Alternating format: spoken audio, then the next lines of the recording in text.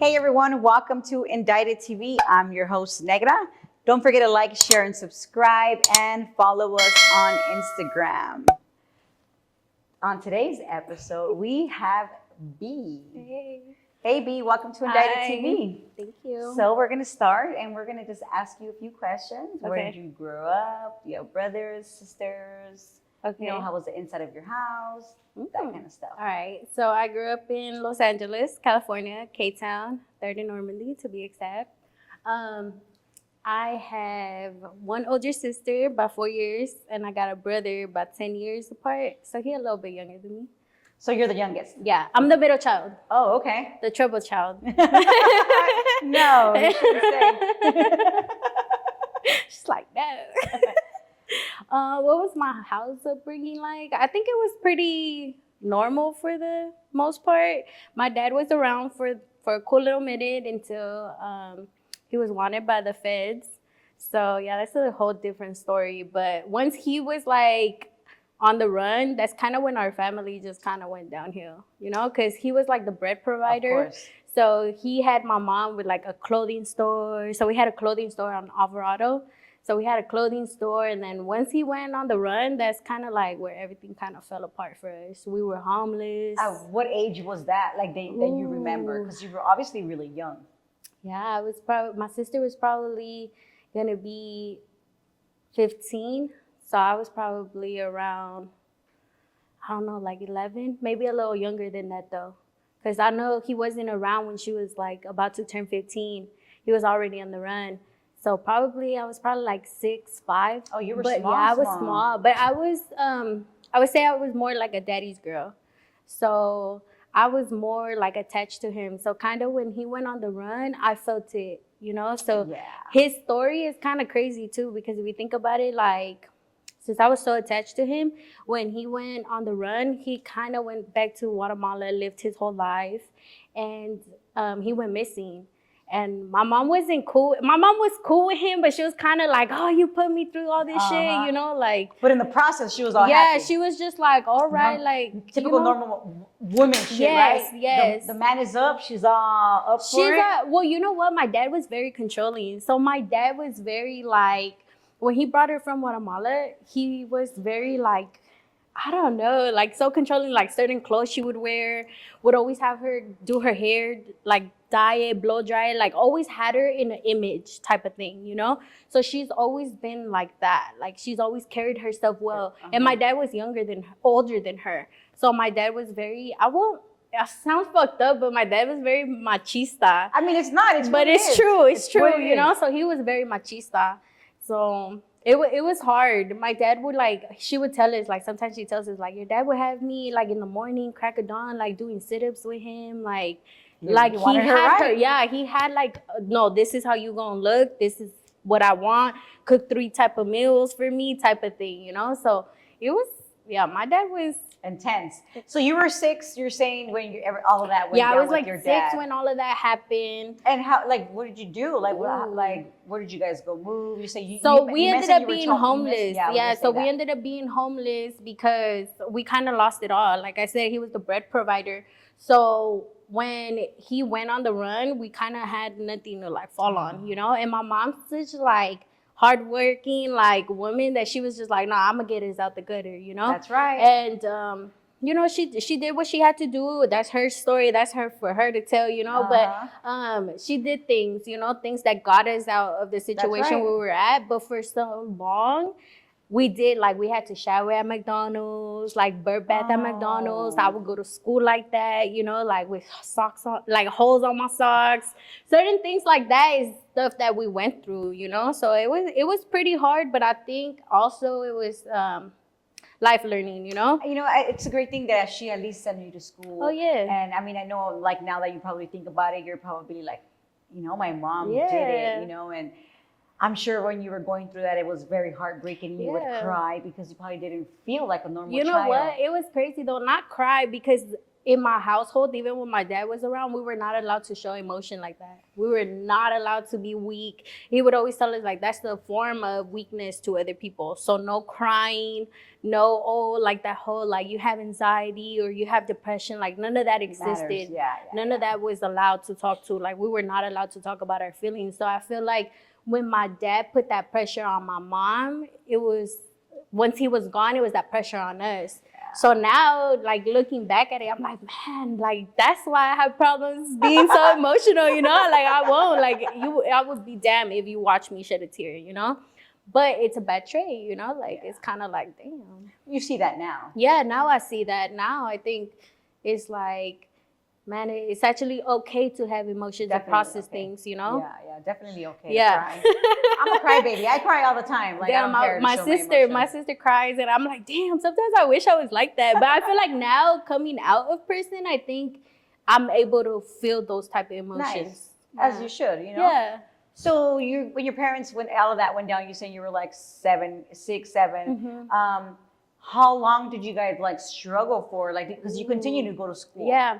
I think we were okay once I hit like 7th grade, 6th grade, maybe 6th grade. So I think like maybe when I was in 4th to 5th was when all of that was going on. But see, all of that was going on, but I wasn't, I feel like I was more mature for my age, you know? And I feel like growing up in LA, it gave you that. Like my mom couldn't take me to the bus stop. Like I had to walk to the bus stop to catch the bus to go to school.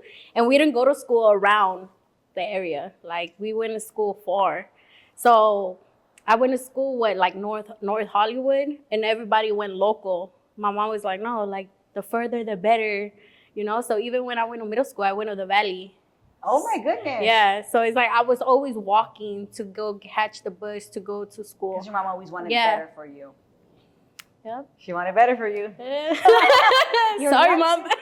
No, definitely not. No. I feel like I've done better. I feel I've done maybe a little bit more better emotionally. Which is kind of which is better. Important. Yeah, which is I feel like it's important. I mean, financially, I feel like I could be better. You know, I'm getting there. Who doesn't want to be there? You know, always want to be better. Yeah. But I feel like emotionally and maybe like growing up mentally, I think I've done that like to the point to where it's like, damn, like I can see the difference of who I was and who I am now. And it's kind of like. And you're still very young. Yeah. So. Yeah. Okay, so if you're going to school, you never stop going to school. At what age did you like start getting into trouble? Ooh. Like, did you ever go to juvenile hall? No, so I had never been in trouble like that, like with the law or anything like that. I had never. School? I did. I graduated high school. How? I don't know. Don't ask me. But I did it. I did it. But I think as a little kid, I've always been in like trouble. Like I remember, like I have a bump in my head. I don't know what side. This side.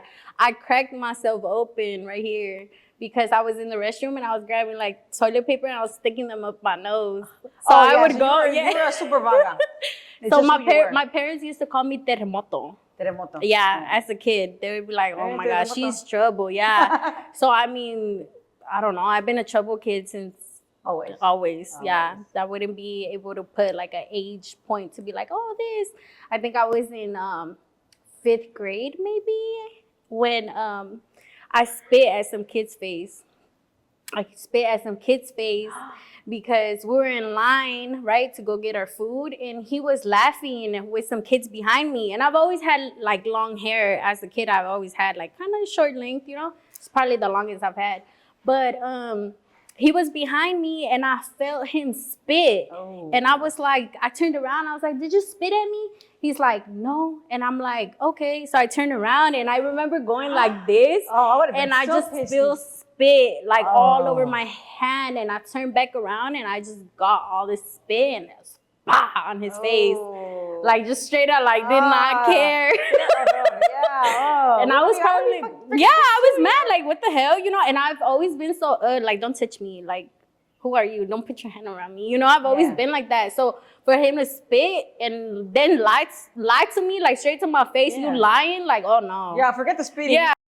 And so, I remember they called my mom and then my mom went to the school and she was like, well, what happened? And they were like, oh, well, she just spit at the kid. And she asks me in Spanish. So I tell her, like, oh, me escupió el pelo. And she was like, ¿qué? And then so she's telling her, like, translate for me, like, translate. So my mom's like, no, like, she's not going to get suspended. Like, they spit at her. She had all right to spit at him, That's right. know? So one thing about my mom, she's always been a writer. Like, you know, like I would get in fights and I would tell her like, oh, me voy a pelear con una muchacha. And she'll be like, well, if you come to my house with a black eye, I'm gonna fuck you up for having a black eye, you know? Te voy a chingar a ti, cabrona. Yeah, yes. Te voy a chingar a ti, cabrona, you know? So I would be like, okay, like I can't go to school. I'm not losing a fight. Like, hell no. Like, I'll be damned, you know? I ain't trying to get beat up by my mom. Like, and there wasn't no fair, like, oh, I'm going to smack you. Like, no, my mom was like, square up. Like, we going to get down, you know? So it was like, all right, well, I got to square up, you know? I mean, I can't hit her back, but I got to take it. For sure. Yeah, it was. So since a child, I would say, I've been getting into trouble. But I think it started getting worse as, like, middle school hit. Because now it was like, I'm in the valley, you know? So now it's like, you have Canoga, you have Reseda, you know, all these cholas around me. And I'm not a chola, you know? But it was just like, oh, Malay. And I'll be like, what? Oh. Like, no, you know? Like, no, it's all about LA, baby. Like, you know? So it was like, I felt like I had to prove myself. And I had to kind of back up where I'm coming from, you know? Like, don't talk about my city like that. Like, nah, you know? So it was like I had to prove myself. I get it. So I was always getting in fights. But you graduated, so that's yeah, but I graduated, but trip out. So in middle school, while I was getting in fights and all of that, I never called my mom. I never called her and was like, oh, me suspendieron, nothing. I would always have like my older homeboy's mom's call. Or my older homeboy would pretend he's my dad. Mind you, my dad's not even around. And he's over here like, well, I can't go over there. So, like, can I just sign the paper? Because you had a 1-day suspension back then. I don't know what it's like now, you know? But back then it was a 1-day suspension. So I would get suspended that day. I'll ditch and I'll just go back to school the next day. Like, oh, my mom can't come. We don't have a car to make it all the way to the valley. Like, do you want my mom in a train? Like, that's fucked up. She got to go to work. Like, you know, I knew how to play my role. You would work it around whatever. You figure it out. I knew how to work my role for them to be like, fine. But this one fight, it was like, that's it. Like, they were like, that's it. You expelled. Because the girl was pressing charges. So they were like, that's obvious. They were like, that's it. Like, no, we're pressing charges. Supposedly, I had pulled up to her house at nighttime and like slashed her mom's tires and like the whole shebang, you know? Supposedly. And, supposedly. And so they were like, no, you got to call your mom. And I was just like, damn, like, I got to call her. Like, there's no going around it no more. Because they were like, we're taking her to jail right now. So I was just like, damn, I got to call my mom. Like, there's no going around it. You feel me? Like, there's no going around it. Yeah, I had to call her. There was no buts, whats, or ifs. And you called her? And I called her. And you didn't go to jail? I didn't go to jail. Oh, good. They gave me anger management classes. So I had anger management classes. I didn't have to go to jail. So I was just like, oh, okay. Not this time. Not this time. I ended up later, but yeah, well, we're gonna get there. So you finished high school. You're 18. You're an adult. Is there any other times that you got in trouble and you ended up getting arrested? No. So you've always been a good girl. What happened? Yeah. Well, I don't want to be like it. I think my life just kind of went turning to a point where I just didn't care about my life at a certain point. Tell us why. What happened? Like, after my best friend got shot, so he was my road dog. Like, his mom, his sister, everybody just, you know, we're always around each other. He wasn't a gangster either, but he was a tagger. So neighborhood came by, some different neighborhood, rival neighborhood, right? They came by. They saw him in the bottom of the stairs from his building on Kenmore.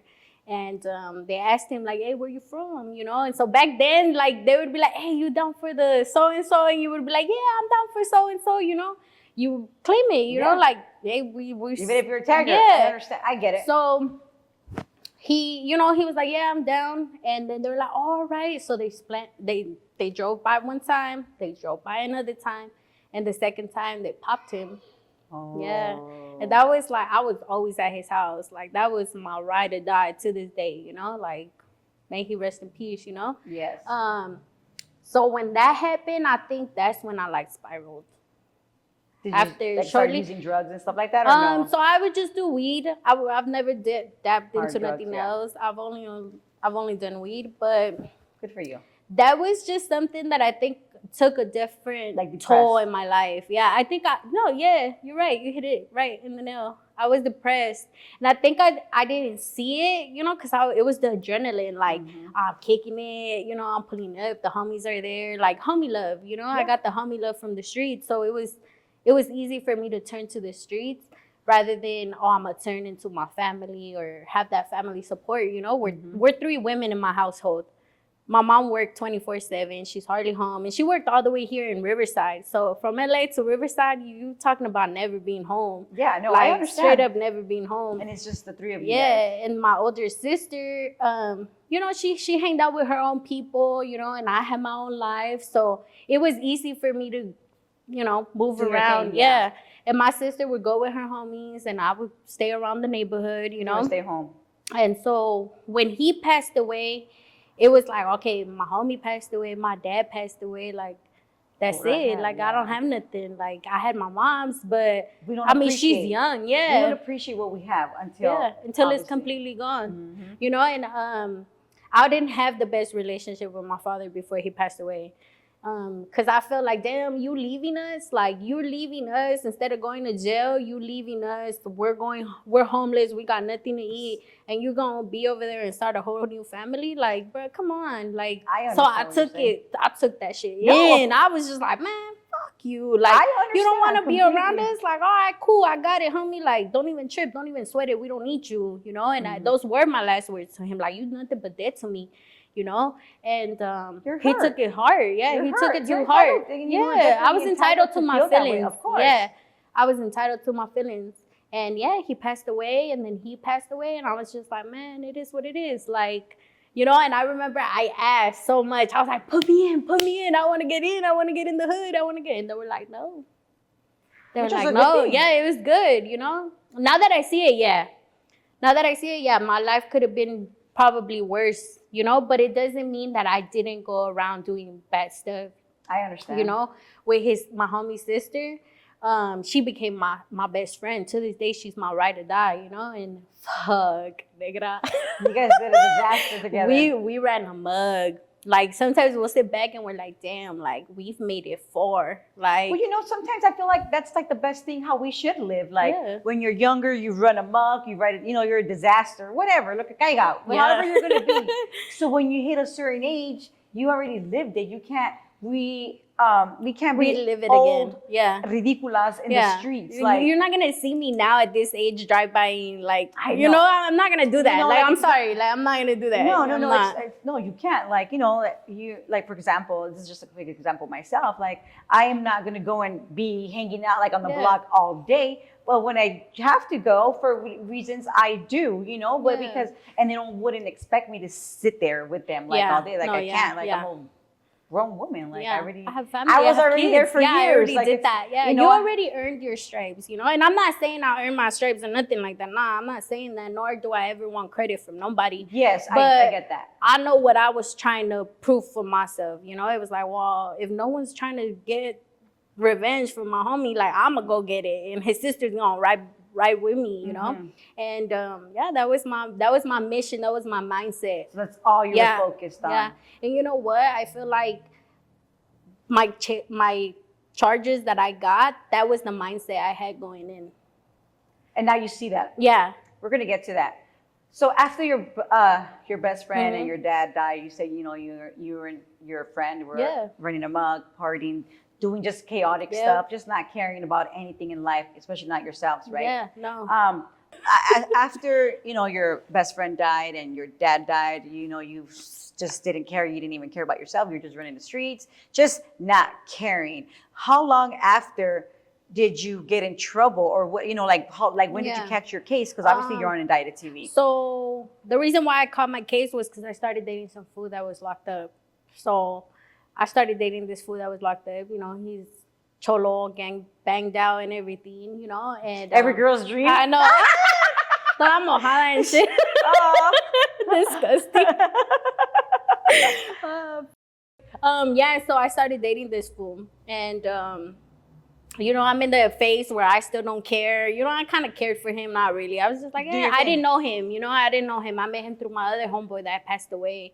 And so when I met him, right, I was just like, all right, cool, whatever, you know, it's all right. And then, you know, I feel like every man that's in prison, they want to prove themselves, you know, they got to prove themselves in there, you know.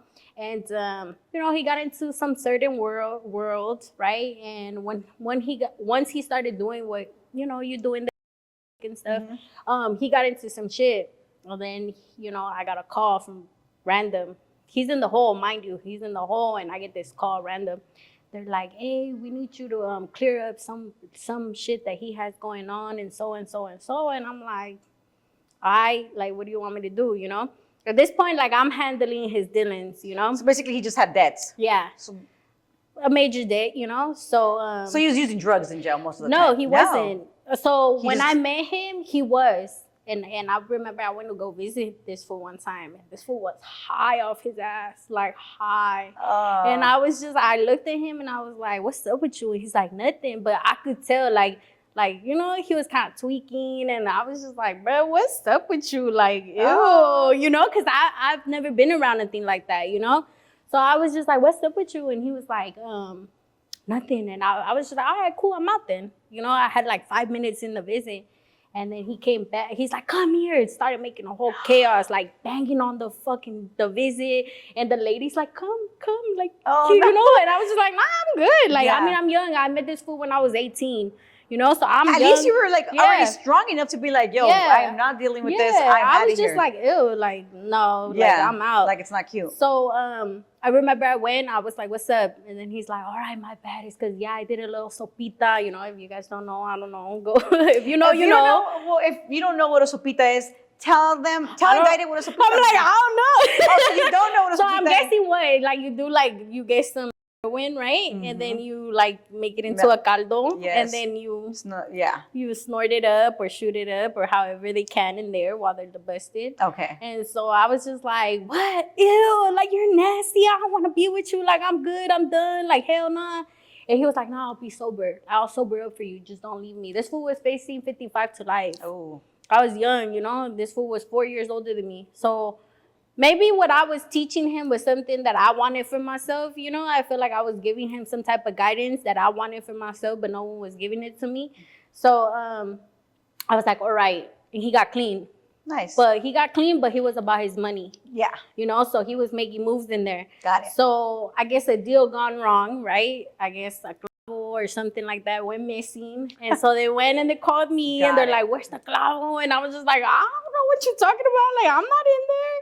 You know, and so they were like, well, we need you to meet up with so and so and so. And I was like, all right, like, fuck it. Like, I'll do it, you know. I mean, I thought this was, you know, like somebody I was trying to be with forever. So I was just like, being there. You were doing I understand. And I was just, the way that I seen it was, I'm with him. You get me? Like, I'm always carry my name clear. So if I got to clear something for you, I'm going to do it. You have to. Me not seeing what it led up to after was something that I was just like, damn, like, okay, you definitely a writer. Like, so what happened was that I go to this meeting, right? I sit down. I'm talking about some heavy hitters around me, you know, and I'm little me, like, como si nada, walking in, and, you know, they start asking me questions like, why, and I'm like, okay. I was like, nah, like, your people had it last. Like, I don't know what you're talking about. And they're like, how do you know? And I was like, I have a message. Like, it came from your people. Like, word was, your people had it. And so I ended up clearing up this fool's name because of that, you know? Because I was like, nah, homie, like, trip out. Like, so-and-so and so. So turns out, you know, they had their own shit they had to deal with. And I don't know. Like, after that, they were just like, the girl that I met up with, right? She was just like, hey, what's up? Like, you want to work with me? And I was just like, well, fuck it. Like, well, you know, at the time I was 18, I lived with my sister. Like, we had gotten kicked out. Like, you know, my sister was going through her own personal issues. So I was just like, you got to do what you wanted to do to get some money. Okay, yeah. I get it. So I did what I did. And then, I don't know. Then right after that, I was doing that for 2 months. Only 2 months? Only 2 months. Oh, shit. Only 2 months. What my charges say, it was only 2 months, you know? So for 2 months, I did that. And I don't know. dude, like it happened like a whole movie. Tell like, us, tell us exactly how it I'm went like, down. because Be back I've there. never really talked about it, you know. So we live right here in Rancho Cucamonga, and I don't know, like, okay, whatever. I was, I was answering calls. I was helping old girl out, so I'm answering calls and whatever. And Green Dots and PayPals and all of that was pretty popping back then in the counties. So I'm doing this, right? And some fool was like, hey, did you get my letter? And I was like, what? He's like, yeah, I sent you a letter. And I was already iffy because nobody had my address. You feel me? Like, nobody. Like, no one knew where I lived. So you already felt I something was funny just with like, that. what the fuck you talking about? Like, nobody had my address. And my ex was in the hole. So I was just like, what the hell? Did they go through this fool's shit? Did they get my address? Did he give out my address? So I'm already skeptical. Like, I'm not trusting nobody. Mm-hmm. And I was like, no, I didn't get anything. So they sent the letter to my pad, and it's addressed by the name that I would go by in there, right? And I was just like, oh, hell nah. Like, this straight setup, like, so I stopped. Felt it. Yeah, I just, like, my core just told me, like, something's off. Then this other fool calls, right? Off the burner, this fool calls. And he's like, hey, did you get the flowers I sent you? When he told me that, I said, oh, hell no. You already knew. I straight up got up, started burning shit up. Burned everything in my household that I could find, that I was just like aware of, that I was just like with hands reach, started burning shit up. Went to sleep at around 4 o'clock in the morning. Pa, pa, pa, pa. I live with my sister. So my sister gets up and she's like, what happened, And then I'm knocked out. I'm straight out, knocked out cold. And all I see is waking up to lights all up in my face. And I'm like, yo, what the like, trip out, you know? I'm like, what the hell? And they're like, captured. And I'm just like, oh, shit. Like, I already knew it. Like, deep down in my core, I already knew it, you know? So we get out, and they're like, oh, she's captured. So where I lived at, there were stairs, so you had to go down the stairs, So I get down the stairs, and then there's a white fool, pale fool, He's super pale. He's like... So what are you wearing? Do you remember? Was it your PJs? Yeah, I was wearing this graphic shirt that had a skull. It had a skull, and it was it wasn't streetwear. It was this other ghetto street or something like that. It's the Valley brand. Okay. And I had some boy shorts, so I was just chancluda, like straight out, hair all up in a bun. You got cold in the tank for sure. So I remember that shit happens, and my sister's crying, and I'm like, she's all crying, like, what happened? What's going on? She didn't know shit, She's like, what's going on? And I looked at her and I was like, stop fucking crying. Like, stop crying. Like, you gonna be all right. She's like, I don't want to go to Guatemala. She's like, I don't want to get deported. Like, what the fuck you get me into? And I was like, hey, you don't know shit. That's it. You don't know shit. But shut the fuck she up. didn't, yeah, right? I was like, you don't know shit. Shut the fuck up. Stop crying. And she was just like, all right. Like, like, pobrecita, I put her and my mom through some shit, So, yeah, so then I go in, I'm in questioning, and then Where did you go? So you're in Rancho. Where did you go? They took me all the way to where's that? Echo Park or not Echo Park? Elysian Sorry, Park? No, nowhere near there. El Monte. Okay. El Monte, because when they did the raid and they took all of us, they took us to El Monte. Okay. So I go, they questioned me, whatever, and then they didn't even book me. They didn't want to book me. So they questioned me, whatever. And it was true. It was crazy because I knew these fools had nothing on me. Come on, I'm slick. Like, I know how to move. I just feel like, you know what? I just feel like I know how to move. Like, not saying I got away with a lot of shit, because there's a lot of shit that they could have, No, I understand what you're saying. Yeah. But I was just smart. Like, I just was smart with the way that I moved. Although I still got jail time, I didn't get as much as I could have got, Yes. And the funny part, right, is that we go, they question me, whatever, and they bring up my dad. And they're like, where's your dad? And I'm like, what are you talking about? What about my dad? That fool's dead, And they're like, nope. They're like, there's never been no record that your dad has been dead, so where's he at? And I was just like, bro, like, this is how I knew, like, you had nothing on me and you're just trying to throw shit at me at this point, because you're asking me about my dad. You're asking me about my mom's ex-husbands. Like, what does that got to do with me? That got Yeah. nothing to do with me, you know? Go get them fools, not me. Yeah, like, what the yeah. hell? So that's when I knew, like, estos güeyes no tienen nada, like, puro habla, you know? So I was just like, all right, cool, whatever. And then, yeah, they questioned me. And I was just like, all right. And I remember I was sitting down, and they were about to take my fingerprints. And the two guys from the FBI were like, do we put her under that? But if we put her under that, they're going to pick her up. So if we put her under this and that, they were going around it. Like, how do we even put her in the system? So I remember they put me in the system under possession of weed because I had a big old jar. So I was just like, all right, cool. Like, whatever. That's better for me. Yeah. Like, all right, cool. I'm not tripping. Little did I know that while I'm in the tank waiting, they put other stuff. So I didn't even know what my real charges were until after. So after they put conspiracy. Once they took you to the feds? No. While I was there at Baldwin Park when they raided my house the first time. Okay. And so they only put conspiracy. That was enough. So then 3 years later, because they have 3 years to kind of indict you, I guess. So they didn't take you in, they let you go. They let me go. And I was under investigation for 3 years. So in those 3 years, you were still doing your thing? Hell nah. Hell nah. That was enough for me to be like, hell nah, I'm good. Like, I'm really good. So what happened? So I'm chilling, right? I'm like, I'm good. I don't want to do this, but I'm still with old boy. And so old boy, I remember he was like, nah, you're good. They let you go. Que no sé cuánto él. Like, you're good. Yeah, trying to brainwash you. Yeah, and I was just like, all right. I was really brainwashed because I feel like there were so many reasons why I should have left him. Even after that, I should have been like, fool, I'm gone. Like, fuck that. This is enough for me. But nah, I ended up saying, por lástima. And that's the problem a lot of people have. Por lástima me quedé. And so 3 years go by, right? And I'm still turning up, doing my life, still running amok with my homegirls. And I moved back with my mom. And she has no idea. She has no idea about the first time. She has no idea, no nothing. And so I'm kicking it, you know? Like, whatever, I don't got nothing to stress about. I would go to lawyers and ask them, like, hey, are they filing against me or anything like that? You're smart. Yeah, I would go to lawyers. You know, people that they would tell me, like, go to this person, go check. And I'll be like, all right. Just make sure you're okay. Yeah.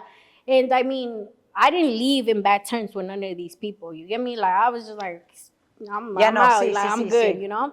And so, so then I go, I'm asking, like, hey, anything against me? Nah, you're straight. I'm like, all right, cool, I'm living. I like getting high, right? So, off of weed, of course. So I'm in my bathtub, I'm smoking, getting ready. Regular day for me to go to work. I used to work all the way here in, by Santa Fe Springs. And so I used to work early at 4 o'clock in the morning. So I'm getting ready. It's like 2 o'clock, getting ready, whatever. Put on a gray hoodie and I'm walking out, right? And in the corner of my pad, mind you, where I stay at right now, which sometimes I'd be like, I'd be getting mad PTSD. Oh God, I'd be like, who's that? Like, you know? So I'm chilling. And they're like, Blanco. Hey, Blanco. And so I'm like, I'm tripping. Like, I'm not going to say nothing, you know? So then finally they say my full name, like government name. So I turn around and I'm like, what's up? And then, bam, they just come straight at me. A whole truck comes straight at me. Fools hopped out. And they're like, oh, you're under arrest. Que no sé cuánto. And I'm like, under arrest? Like, what you talking about? They're like, yeah, there's a warrant out for your arrest.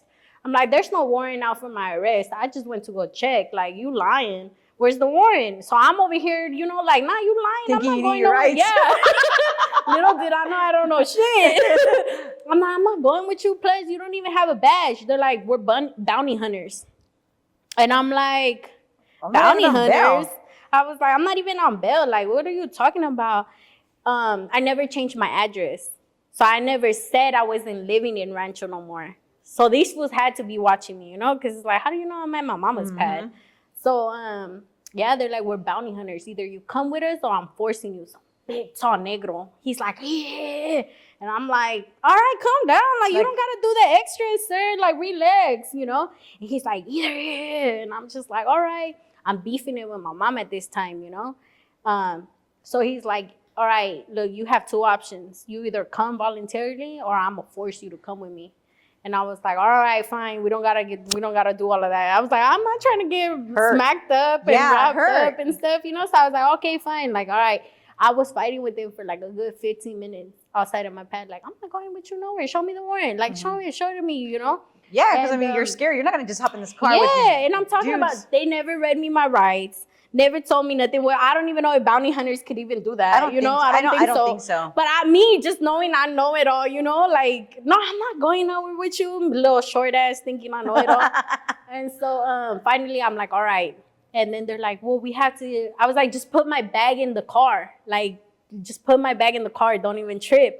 You know, because in my head, I'm like, I'm going to just call my sister, tell her I got picked up. My mom won't know. Like, I was still trying to keep it from my mom. Like, still knowing, like, who knows what, you know? And so he's like, no.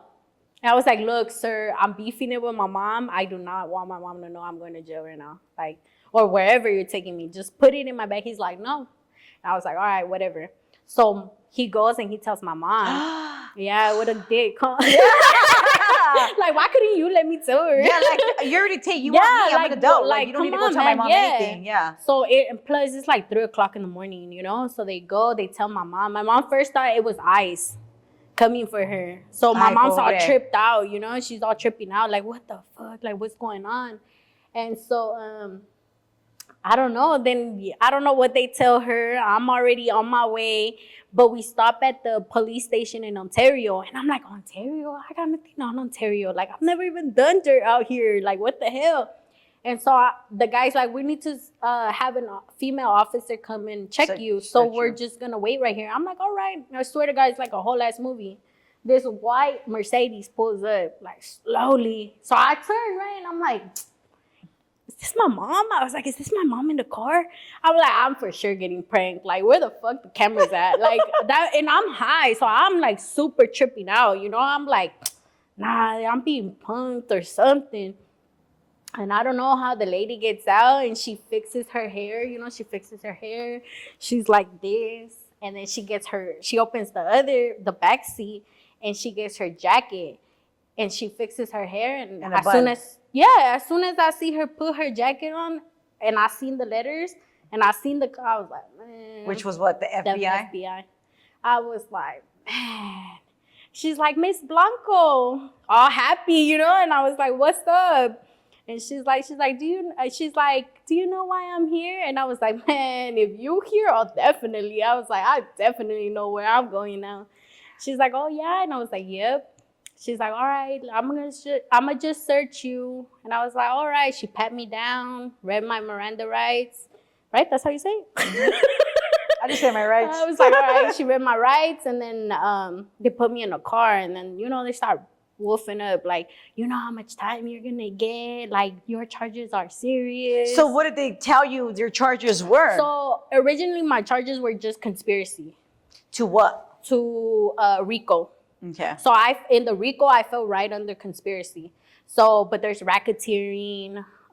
There's so much more. I mean, you were in. Yeah, I'm so I fell right under the conspiracy. So they couldn't pin nothing on me. They couldn't say, oh, she was doing this or that, or she conspired to. It was just conspiracy. Yeah.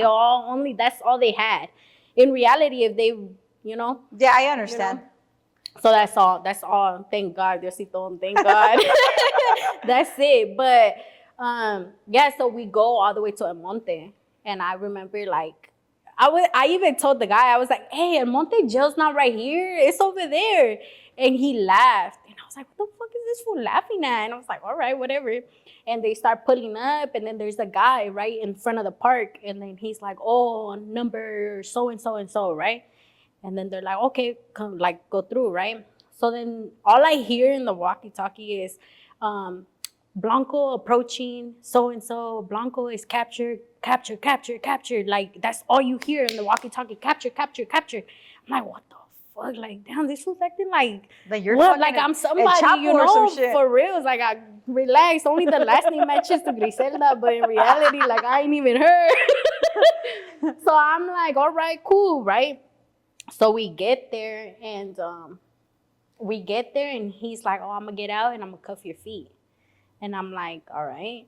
So at this point, I'm not even high. At this point, I'm on alert. Like everything I can gasp in, like I'm just taking it in. Anything I could remember, I'm remembering, you know? Mm-hmm. So I get out the car and there's this black lady, there's this Asian and this white guy, and they're right in front of the car, like just waiting for me to get out, you know? And I was just like, what the fuck? There's a big ass helicopter in back of them, a whole bunch of tents, you know, like straight out movie. Like to me, it was a movie. Like I've never been through nothing like that. So I was just like, damn, like what the hell? Like a movie. Yeah, straight up. If you want to do one, you know. So I was just like, all right. And then I get out, and then they're like, yeah, that's her. Straight up, like they looked at me and they're like, yep, that's her. And I was just like, all right, like, so I'm like, all right, what's up? Like, fuck it. Like at this point, like, who are you? And you know me, already, like, yeah. what the, you know? So I'm hot. So I'm just like, what's up? Like, automatically I'm in defense mode. Like, man, like you know me, but I don't know you. Like, who are you? You know? Yeah, yeah. So I started watching my surroundings, like who's there. And you're handcuffed, your feet and yes, your hands, feet, everything. And I was on my girl thing at that time. So I was just like, oh, this is the worst time. Like, you know, that's a bad experience. So I remember I was like, I need to go to the bathroom. They're like, oh, well, you got to go through processing. I was like, nah, I got to go to the bathroom. And they're like, well, we have to get it later. I got to go to the bathroom. So I don't know who you got to bring here, but I got to go. Until you're on your period. Yeah, I was like, I got to go. Like, I'm not waiting for nobody. Like, now I felt like, oh, now you're on my time. Because I was going to be stubborn. And I was. Till the day that I got released, I was stubborn as hell, you know? So I was just like, you look like a little stubborn ass. Yeah. So I was hella stubborn, you know? I was just like, no. We went through the whole processing. And at that point, the lady was like, oh, Blanco. So they start flipping through pages. And I'm like, what the f***? Why are they flipping through pages? So you left El Monte, the park. I'm at El Monte Park, where it's probably like 4 a.m. I'm going to say 4 a.m. And we're at El Monte Park.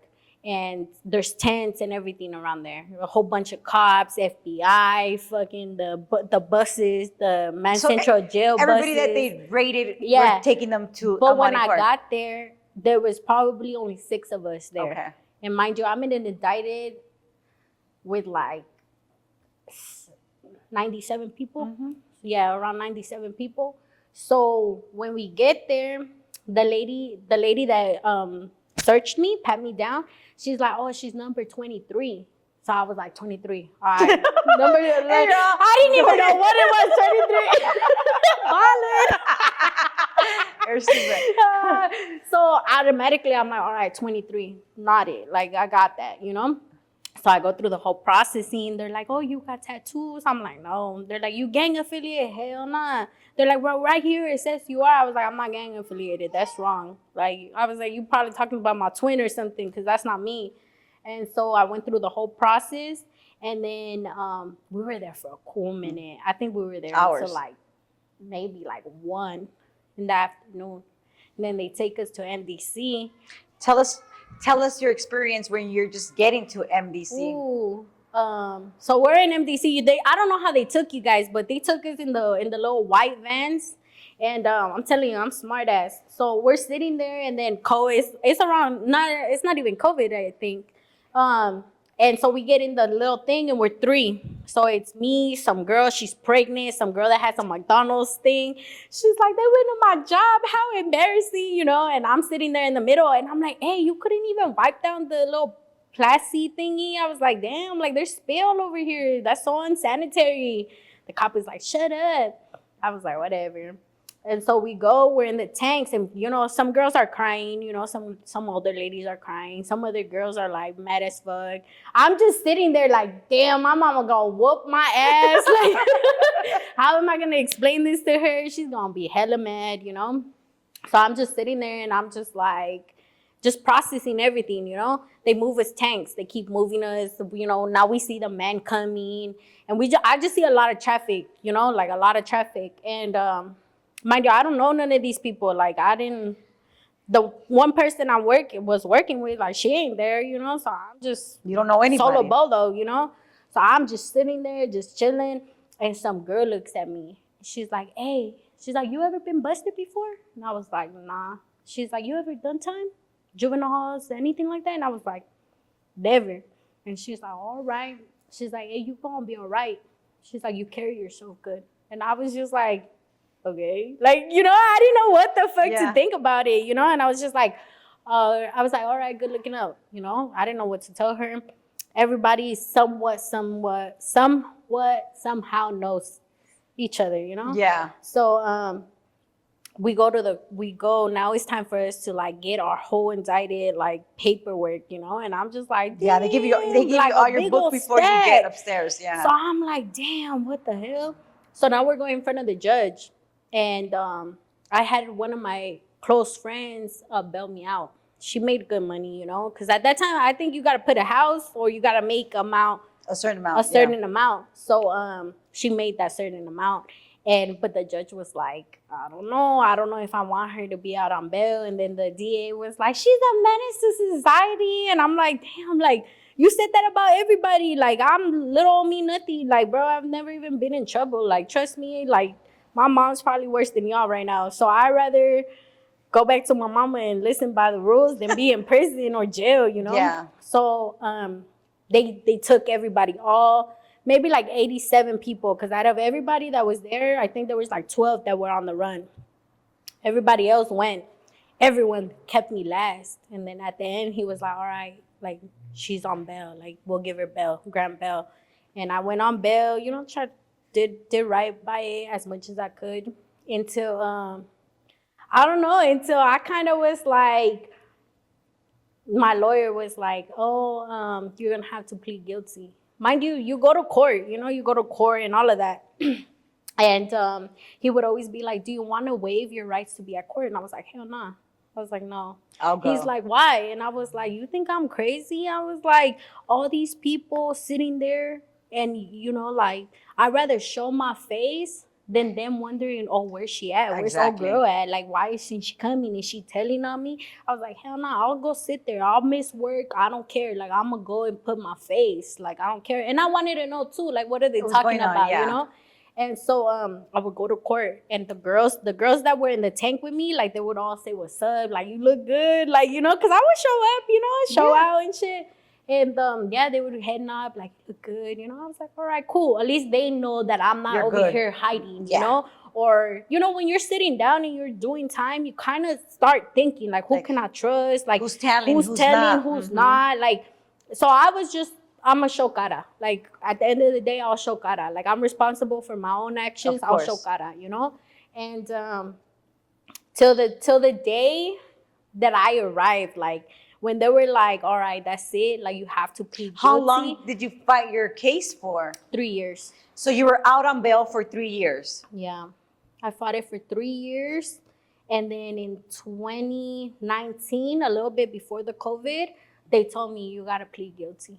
Like, that's it. Like, you know how you go and you do your DTR? Is that what it's called? Where they tell you everything about your life? Yeah, where you got to do that. So, bam, I did that.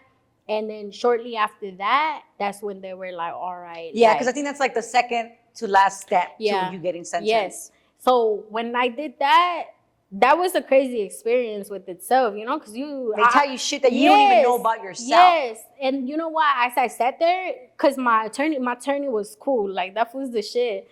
And so he told me, like, one thing I'm going to tell you, be vulnerable. Like, as much as you can, like, things you don't want to talk about, things that they bring up, like, you speak about it, you know? And I was like, look, I've told you from the get-go, I'm not saying no names. I'm not taking nobody down with me. I did my shit by myself, and that's how it's going to play out. And he was like, all right. Like, all right. And I was fighting 5 years for a very long time, you know? So, because it goes 10, down. So 5, I stayed stuck at 5 for a cool minute. Yeah, because the minimum you're going to do is, the minimum is 3. You never do less than that. So, bam, I was fighting. And bam, I go do that. And I tell them everything. I was like, you gonna judge me for what I've been through and how it led me to this crime. Don't judge me because, oh, she's just a typical LA girl. And, you know, like, nah, you're going to judge me. You're going to judge me the right way. Don't judge me based off of just what you see, my appearance, you know? So he tells me it's around my birthday. And mind you, like, around the time I got sentenced, mind you, I would always tell my ex, right? I would always tell him, like, you my karma. One way or another, you my karma. I don't know what it is, but you are. I was like, mark my words. And he'll be like, you're crazy. Like, who says that? And when I got sentenced, when they sent me the text message, you gotta plead guilty, was on his birthday. And I was like, That's how you knew. yeah, I was like, man. At that point, maybe a little bit before I got sentenced, I caught him cheating. So I was just like, really, fool? Like, I'm fighting a hot one for you, and you really gonna do me like that? All right, cool. So that was my end of it. Me la limpié las manos, you know? Because he was very like, put it on me, tell them it's me. Like, you gonna write out the time with me, though? Like, and I straight up told him, I was like, look, first of all, I'm not gonna tell on you. Second of all, if I say that it's you gonna get out and you gonna tell the neighborhood I ratted on you, and I'll be damned if you have that over me. So hell nah, like I'll stand with what I did. Like I did this shit by myself, you know? And yeah, so when they told me you gotta plead guilty, I was just like, damn. A couple of days before my birthday, so I went, you know, I can't smoke or anything. So I was like, just get high. Like I'm gonna get lit, crossfaded, I don't care. She said crossfaded. Crossfaded, I don't care, you know, whatever came, I'm drinking it, you know. So I got faded as hell. Me not knowing, like, girl, you're on trial, like you can't test dirty, none of that. I get a new PO. You're gonna go to jail I'm going to jail, so I don't care. So I get a new PO. She comes to my door a couple of days before sentencing, and she's like, I need you to test in a cup, or you're gonna come out dirty. And I was like, oh, sure I am. She's like, why would you do that? You're just a typical girl. And I was like, hell no, I'm going to jail. What's the difference? You know? And she was just like, you know? Typical PO shit, yeah. And so I remember I called my attorney and I was like, I tested 30. And he's like, it's okay. We could use it to try to get you in a rehab program. And I was like, all right, get better for me, you know? No, that didn't work. And so I get sentenced. So what did you get sentenced to? To conspiracy. And how many years did you get? Or months, as they say? So I signed to 38 months. Okay. So around close to 4 years. Mm-hmm. I signed to 4 years. And then because the COVID, they took down points. Oh. Yeah. So they you know how it goes by points, right? Sentencing guidelines and points, yeah. So since they didn't have a record, that's the point that the, and then another point, right? So I ended up between 20 to, I think it was like 25 to 30 months. And then after that, the judge has say of whatever he wants to sentence you to, you know? So I go in front of the judge. He's reading my stuff. He's like, you've had a hard life. He's like, you're so young. You had a hard life. He's like, I feel like being generous today. And then, so he pauses. There's like a big old pause. And I'm just like, generous? How? This was going to let me go? I'm like, yeah. Ya la pasé, you know? Yeah. And so it's quiet. And all you hear at the DA is, Your Honor, I want to press new charges against the defendant. Are you getting high? No, I wasn't getting high or nothing. You know, I was chilling. But he's like, I want to press new evidence. I want to charge new evidence against her. And we've noticed this and that. And she's been this and that. And the judge looks at him. The judge laughed. And he's like, you wanted to do that? You should have done it before we came to court. Mm-hmm. He's like, he laughed again. And I was like, what? So funny, you know? Like, didn't know what was going on, I was like, what the hell? And I was like, this fool, like, bien me quiere chingar, you know? And the judge was like, I'm going to give you 18 months. I was like, 18 months? He's like, yeah, mind you, the neighborhood where I would kick it is from 18. Okay. So I was like, this was setting you up again. I was like, man, like this number, like this neighborhood, this number, this fool that I dated, like, damn, this has to be my karma. Like, there's nothing more to it but that. Like, come on, like, what a coincidence that all this goes back to that number. I mean, now it's my lucky number. I like to say that. But, 18 months. I got 18 months. So you got sentenced to 18 months for conspiracy. Did they keep you there that same day? No. So it was around the holidays. And he asked me, he's like, how much time do you need to that was very nice. Yeah, he's like, how much time do you need to get your stuff in order? I was like, a month. He's like, a month? I was like, yeah, Your Honor, I need a month. So I had to turn myself in at the end of August. No, the end of September. And my mom was like, why didn't you ask for more time? The holidays are coming. I was like, I'm telling you right now, if I stayed out during the holidays, I was going to go on the run. Yeah. I was like, I was not going to turn myself in. So you turned yourself in? After at the end of September. Where did you turn yourself in? Right in MDC. And how long did you stay at MDC Ooh, for? I was at MDC for 4 months. 4 months. 4 months. Tell us about your experience at MDC. Girl. MDC. MDC is a trip. It's something that I had never experienced. Like, I think with the platform I have with like TikTok and stuff, and people tell me like, how do you prepare yourself? I'm like, girl, there's no preparing. No. Like, it's life changing. Like, mind you, when we were younger, you know, we would go to Guatemala, wash a mano. So that was already something that was natural to me. But the environment and watching and having to kind of be on alert was something different for me. I mean, I'm always on alert, you know, because you never know. And living in LA and having to, you know, watch over your shoulders and what I've been through, I've always been an alert person. But it was different. Like, mind you, when I turned myself in, all my co-defendants, all my female co-defendants were there. So I'm already like spectacle, like, fuck, like they're gonna ask me. I'm not gonna lie about my time, you know. They're already heads turning. So when I got there, it was COVID. So you're in a cell for 14 days by yourself. Okay. So so I'm in the tank, right, waiting to go upstairs. I was in the tank forever. And so waiting for your white clothes? Yeah, waiting for my white clothes and my little, you know, my little roll up. And there's some guy right there, and he was like, hey, what's up? And I was like, what's up? He's like, oh, what you in for? You know, so I'm like, oh, conspiracy. He's like, oh, word? Well, I just got busted because violation. I had my cuete in my car, and I was just like, oh, this fool. Like, you think I care? Like, shut up. And he's like, hey, what do you go by? And I was like, Babi. And he was like, all right, I'm going to holler at you up there. And I was like, what the fuck? You know, like, what is he talking about? I had no idea about the vents, the toilet talking. I had no idea about none of that, you know? So I'm like, all right, cool, whatever. And then we go up, right? And I asked the guard, I was like, oh, are the girls programming or is it lockdown? She's like, no, it's lockdown because COVID. And I was like, all right, cool. So I was just like, all right, there's not going to be a lot of movement, so I'm not going to feel there's a lot of overwhelmed. movement in your room. No, not even that, because there was no one in my room. It was just me. Oh, for the 14 days. For the 14 days. So, you know, I have a view towards the Union Station, so the lights and everything looks cool, you know? So a lot of processing at that time, you know, and I was just like, damn, this shit is boring. Like, what am I going to do, you know? And you didn't experience the COVID in MDC, so you don't get privileges of buying from commissary or nothing like that. So I couldn't buy sweats. I couldn't buy nothing like that. You know, I couldn't buy property. So when I walked in, automatically I noticed that all my co-defendants, you know, were controlling the pod, you know. So I was just like, all right, cool.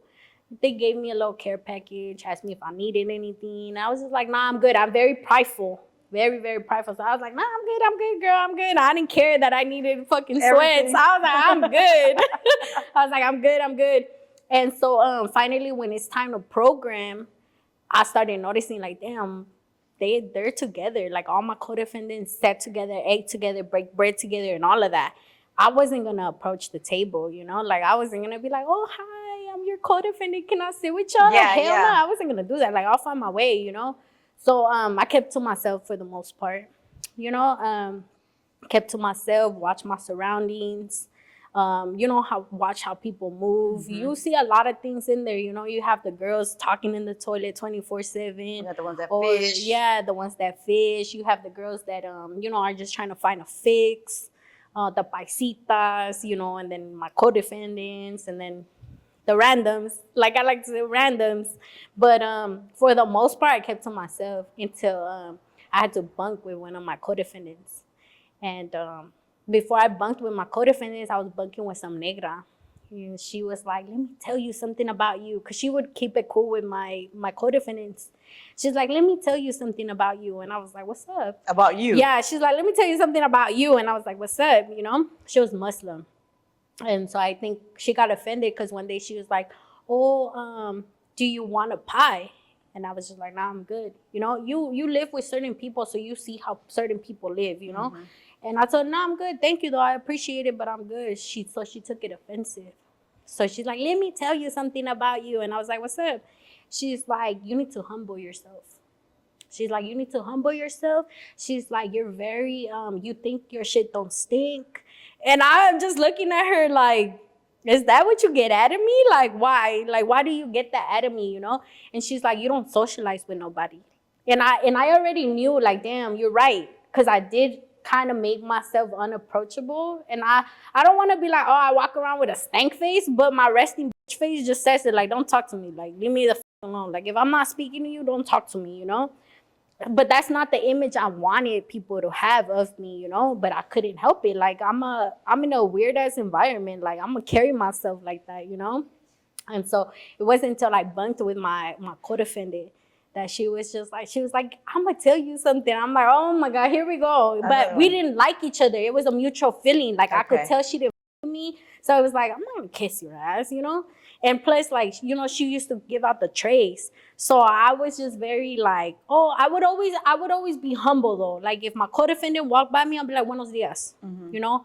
I would never kind of be like with a chip on my shoulder, you know? I would always be respectful, but I did make myself like isolated. So we're chopping it up.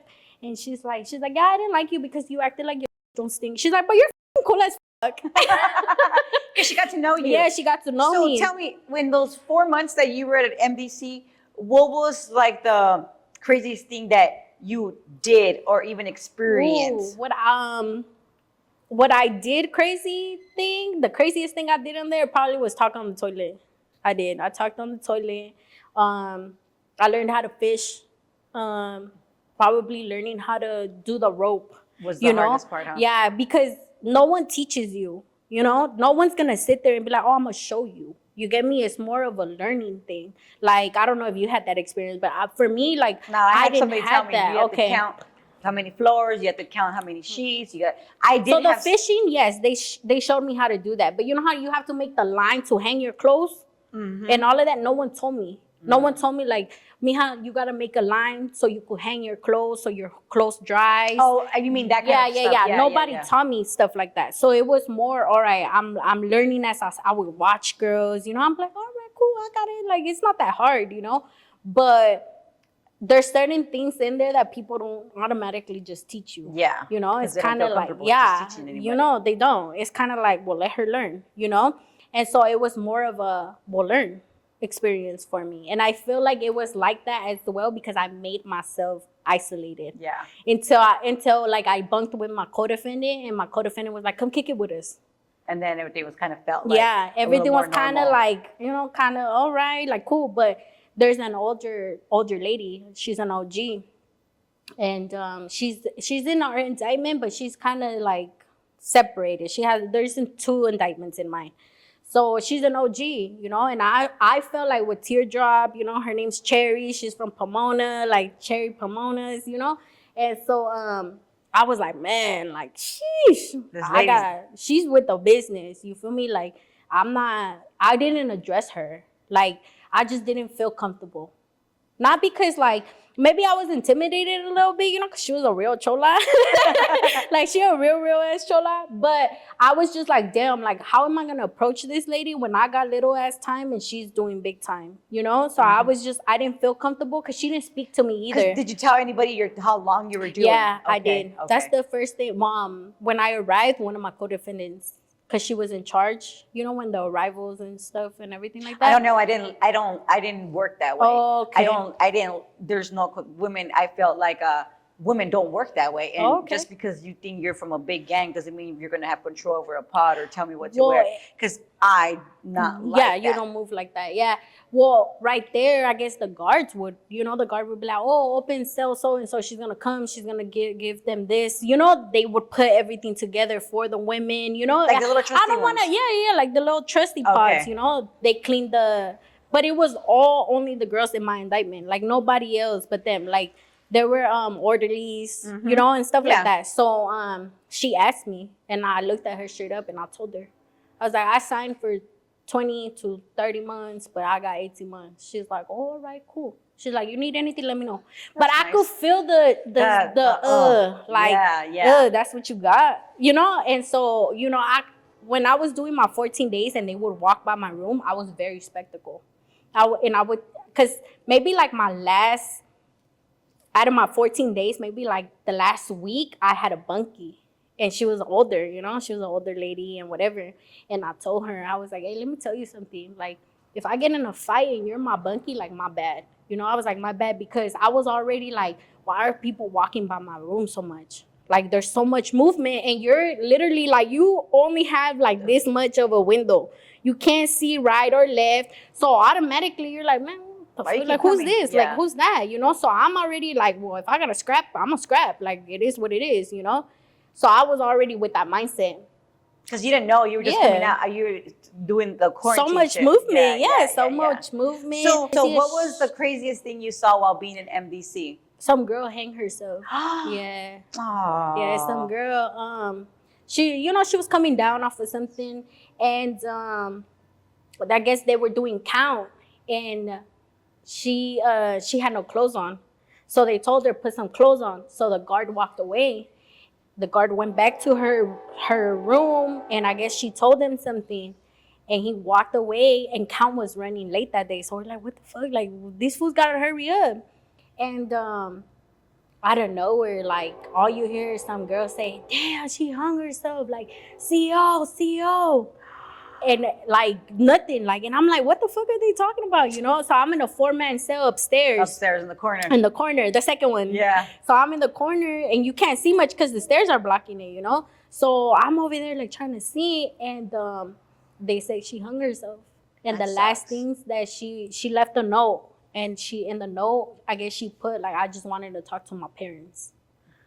And while you're in quarantine for 14 days, you don't come out. You don't shower. You got a bird bath in there. You come out once a week to shower. Like, come on, man. Like, people need a phone call. Yeah. Like, you know, like, what are you talking about? And she was coming down from something. Like, of course. Yeah. And it's crazy to me because I think the girl was in her room, maybe was hanging in her room for like maybe about an hour. No, not even that long. I mean, it's long. But It's long. For us, it feels Yeah. long, you know, but... Yeah. And the crazy part is they looked at it, walked away. Like, they didn't take her down. You know, and it's like, how do you hang yourself off of like the little bunks? Yeah. But I guess she tied something to that. You know how the bunks have holes, right? Mhm. The hole all the way closest to the the wall is where she tied it, and her legs were on the bunk. So she went like, So, oh, that's yeah. terrible. Mhm. That's terrible. That's, And then when they took her out like, I don't know, very like, they didn't care when they took her out. Like, Hang was all out, like picking her up from one hand. Like, that was probably the craziest thing. I mean, that is extremely crazy. So you get sent, so you're there 4 months. Tell us when you got picked up to go to Dublin. Okay, so when we got picked up, we didn't I know you were talking about it on your with Duno. You were talking about how you went to through the airplane. We didn't do that. No, well, because Dublin is just up north. Yeah, but we were supposed to catch the plane. Ah. We were supposed to catch the plane like 3 times, and those 3 times they woke us up and they took us down, and nothing. So the lady in charge, she was like, man, she's like, I'm gonna just take them. So we were like, all right. So we drove up there. Ooh, handcuffed and everything, huh? Yeah, it's Very whack. uncomfortable. And tell us when you first arrived there. I'm sure it's completely different from Yes. from NBC.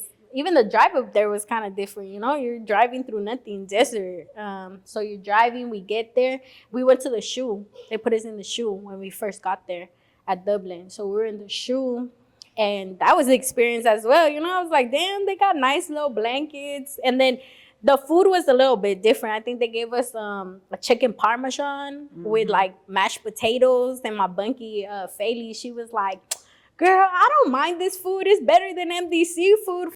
That, better you know, than and NBC I was food. just like, damn, we gonna be eating like this straight. We made it, bitch. You know, they say like feds got fed good, you know, and Yeah. it's true. So we're in the shoe, you know, I did my time. I don't know, it was crazy. You Crazy have a why? little bit more of a privilege. I mean, it wasn't open compound when I got there, so I didn't Oh, because of experience. COVID. Yeah, I didn't see experience. what you're saying. I didn't experience that, but es más libre. Yeah, definitely a lot of freedom. Did you super freedom. So you guys didn't get to program whatsoever. You guys were in your rooms. No, we didn't get to program, but I mean, I ran my own program. Tell us what does that even mean? I ran my so you can't go to other units. I would find my way to other units. Were you gay for the state? No. You weren't gay for the state. So but I'm not gonna be like, oh, I wasn't gay for the state. I met girls, you know, and we chopped it up. I kicked it with girls, you know, but it wasn't like, oh, I want to be with you forever. Like, you know, like there's girls that leave their families for their girlfriends in jail and come home and they're still with them. I have a few friends that I did time with and they're still relationships with them. Yeah, but I mean, they didn't leave their families. No, I definitely met I'm gay for the state, but I turned into a girl once I got out. I definitely met girls like that and I was just like, all right, cool. That's it's so funny because there's girls straight tomboy, like straight boy, bald-headed. And as soon as they walk out the door, they're already with a purse. Like, chill, fool. Yeah. No, it's crazy to me because I'm like, damn, how'd you switch that fast? No, it's crazy. It's crazy how girls do that, and it's always like the butch. That's what I'm telling you, like bald-headed and everything. Wear like 3 bras. No offense to ladies, you know. Of course not. We're just clowning you fools, you know. Come on, keep it a buck.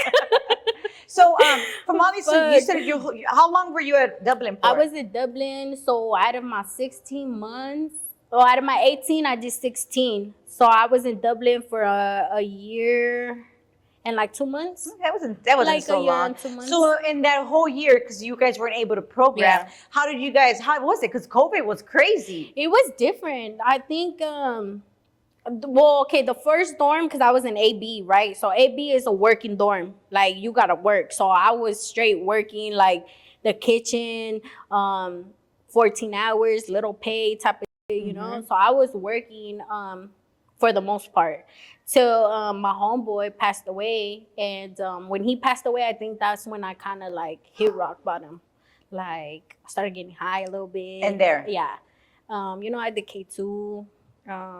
I did like a little bit of pills. I mean, you know, you're trying to party, you know, like, yeah. So, but you were saying that you didn't really program. So how were you like partying? Like, were you guys able to come out in the pods? No, yeah. So you're able to come out and you're able to socialize with your unit. Okay, but you can't socialize with other units. Did you guys go to the yard by yourselves? Yes, just your unit? Our unit. So it was kind of like, man, like I want something different. You wanted to see all the other people. I wanted to see other things, you know. And from what I had heard was like, oh, F unit be popping, like, damn, they be doing strip parties and like, you know, I heard the unit over there was popping, and then they said, oh, C unit, you don't gotta do nothing, like you don't even gotta work in C unit. Yeah. So I was like, all right, well, let's see what's up. Lazy ass?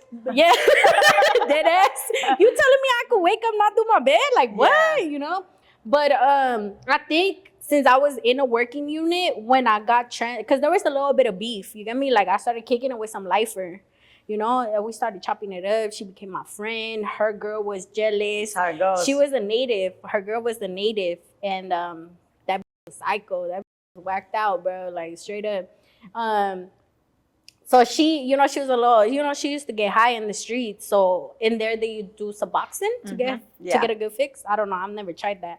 So her and her little posses, like cholas, you know, we're like, oh, we're going to jump her because this and that, you know. And my bunkie, which was my co-defendant, we ended up being cellies in MDC the last month. And then when we got to prison, she ended up being my cellie till I left. So I started calling her moms. Yeah. I was like, hey, moms, like, these talking about they going to jump me. Like, these come, like, I'm ready, you know? Like, and she'll be like, calm down, firecracker. She'll call me firecracker. She'll be like, calm down, firecracker. Like, these gonna do nothing, you know? Yeah. But I was, you know, I was turned up. I was like, man, whatever. Did you get in any fights? I did. How many fights did you get in there? One. Only one fight? One. And she was like a friend of mine, but she called me a bitch, and I didn't like that. Like, that didn't pass. And I felt like she did it in a very disrespectful way. It wasn't like dick bitch. Nah. Like, it was just like bitch. It was a very, like, it was very disrespectful. And I remember my bunkie. We had just finished eating it. It was a Wednesday. We had burgers, whatever. It was Wednesday's burgers. We had just had burgers. And we lived together, like I said. So we're chilling. And, you know, it's time for us to go back to our unit. So we're walking up to our unit, and the homegirl comes out, and she's like, "Oh, you breaking bread with this bitch?" Pointing at me, right? So she's telling some older lady, like, "Oh, you breaking bread with this bitch?" And I'm like, "What the fuck was she talking about?" You know? So I start looking around. She's like, "Yeah, you want to be friends with this bitch? That, que no sé cuánto." And I'm just like, "All right, bitch. Like, all right. Like, I got you. You know, I got you, bitch. I'll show you your bitch, you know?" So she walks in, and mind you, I bitches that didn't like me, and I did press the issue a couple of times. Like, "What's up? You want it?" And a couple girls didn't want it, and they were like, "No, we don't want to fight, no drama." I was like, "All right, whatever." So I walk in, and I look up, and there's this girl. I don't like her for shit, and she's laughing. So I'm looking up at her, and she's cracking up, and I'm like, "Oh, like," because now I feel like you punked me in front of bitches, you feel me? So now I'm like, "Oh hell no, you're not gonna punk me," you know? Yeah. So I go to my room, take off my khakis. I have my brown shirt, right? And brushing my teeth, and I'm peeing. I'm taking a piss, you know? And my co-defendant walks in. She's like, "Mija, let me tell you something." And I was like, "What happened?" She's like, "Why do you tend to let her disrespect you?" Oh. And I was just like, "You know what? All right. Like, now you really, me diste gas, you know? Yeah. Like, now you added the cherry. Like, her name Cherry. So now you added the cherry on top. Cherry, like, that was enough for me to be like, for her to tell me, you know?" And I was like, I looked at her and I was like, "You know what? I don't know." Because she was my homegirl, you know? Like, she was somebody that was cool. Like, we broke bread. We sat down at the same table. We worked out together. So to me, it's like, how you gonna switch up like that all of a sudden, you know? Like, I mean, there was prior, you know, little mistakes here, but I'm very like, if you're my friend, I don't want to put my hands on you. Like, you really got to take me to that extent. So what happened? So everybody, so they're at this room, right? So they're at this room, they're all chopping it up. My co-defendant, this other lady, and our other homegirl, Crystal, and that girl's right there, you know? So I walk in, and she's like, "You get the fuck out, get the fuck out." And I was like, "I'm not going nowhere." She's like, "Get the fuck out, or else we're fighting." And so I looked at her, my co-defendant's right here. I looked at her, I closed the door, and I was like, "Well, what's up then?" And then she's like, "Fuck you, you're fake." And I was like, "Nah, you fake." I was like, "Let that be the last time you call me a bitch." And she's like, "What?" So she comes, right? So we're like face to face, like labios, like literally, like I could, "Mwah, baby, like what's up," you know? Yeah. So I don't know how she walked away from me. Like, no, she pushed me. So she tapped me and she walked away, and I was just like, bah, we started getting down, pop, pop, pop. And the ladies are yelling, you know, like the ladies like, "Stop, stop, you guys are supposed to be sisters." Like, she's like, "Stop, stop." It's so funny how girls are like that. Like, we get so close so fast. And I'm telling you, I only kicked it with lifetimers. You know, like, I didn't kick it with no youngster. Like, I was probably the youngest that was doing time out of everybody I kicked it with. Mm-hmm. Like, I'm talking about 25. Yeah, you know, I understand 12. What you're saying. Like, I wasn't running amok. Like, I carried myself good in there, you know? So to me, it was just like, man, you gonna disrespect me like that? Like, I broke bread with you. Like, I've ate at the table with you. Like, nah, homie, you're not putting your hands on me. Like, and I think deep down she didn't expect me to react like that. Yeah. Cause she walked away, and I lunged at her, and she didn't hit me back. And she walked away again. I still went forward for it. So when we're getting down and they finally separate, cause the lady got in, but she hovered me. So she was protecting me. So it's just throwing puños, you know? She's just throwing puños, and then finally we got separated. And then she's like, "I gave you 2 chances not to hit me." She's like, "That's fucked up." And she's like, "What the f-?" You know? After she just kicked you out of the room. I don't care. Like, I get it. Like, you're not gonna disrespect me and think you gonna get away with it like that. Like, no. And especially, like, come on, man, I'm walking out by myself. Like, I'm gonna walk out there with my name on the foot. Would you say that was like the craziest thing you did while you were at Dublin? Yeah, probably getting down, because I didn't want that for myself. Who does? You know, like, I was going through a lot mentally already. Like, I was already like. Did you get visits while you were incarcerated? No, okay. They wanted to, but I just didn't want to put my mom through that. Yeah. Like, I already felt like, damn, I'm putting her through a lot. Like, why would I do that to her? Yeah, you know. What was the craziest thing you saw in Dublin? And it doesn't have to be like awesome, you know, like anything that was actually crazy to you. It doesn't have to be hurtful or, you know. Or both? I don't know. Oh, probably seeing some girl put the Wow. because you know how like girls get high off of Suboxone, you know, so girls love Suboxone in there, and you know, there's only so much ways you could get high off of Suboxone, from what I heard, you know. So you saw her So what? I saw her put it In her. on her butt, You like actually her saw booty her hole. doing it? Yeah, You I wanted was to go like, see how dirty? no. How did she do it? So she was the roommate of somebody I was like kicking it with, you know, and so I don't know. She just put her feet up and she just put it on her. Oh, She was just like, "Oh, it's so bomb," and I was just like, chill. "Oh, hell no!" I was like, "Hell no, nah, I'm good." Like, she's like, "You want some stuff?" I was like, "Hey, don't you ever in your Don't life ask ask me. me that." I was like, "Don't ask me Yeah, that. that I is don't kind fuck of with freaking that. Like, intense. don't do that." You know? It's like someone in the street coming and be like, "Oh, you want heroin?" Like, I would be like, "Bro, I don't do that. Like, no, don't ask me Yeah, that." You yeah, know? yeah. So to me, like, I was just like, "Bro, no." And then because I feel like girls in there, like, there's girls that get high and they could be active, you know, Yeah. watch TV normal, Normal but shit. you would see girls that would literally get high and just be like on the TV, like, girl, why you stuck on stupid watching Yeah. TV? Like, go to your room or something. Like, Yeah. you'll burn, you know. So to me, I was just like, You don't want to bruh, be like, that way. yeah, I didn't want to get stuck like that, and it was just, it was sad to watch women like just be like that. I know what you mean. You know, I think it's super sad. yeah, and it's like, but then you also have women that don't care for themselves. Yeah. You know, hygiene wise, like, you know, I was very neat freak. Like, my room, I would wipe it down every 3 times. You know, Yeah. like, I hated hair on the floor. Like, so when I would see myself like that, and I would see women that didn't care and would have a messy ass room, I Yeah. was like, ugh, homie, like, Not what you okay. doing with your time? Like, Yeah. I'm only here for a little bit, but this is how you're doing your time? Like, no wonder why no one respects you. Like, Yeah, for sure. you know, and I feel like the cleaner you are there, the more respect you have. It's true. You know, at Yeah. least in Dublin, that's how it was, Yeah. you know, because Dublin, we didn't have much time, you know, and like I said, like, there's three, right? 3 units. So each unit had, okay, one unit worked part-time, the other one worked full-time, and the last unit didn't work at all.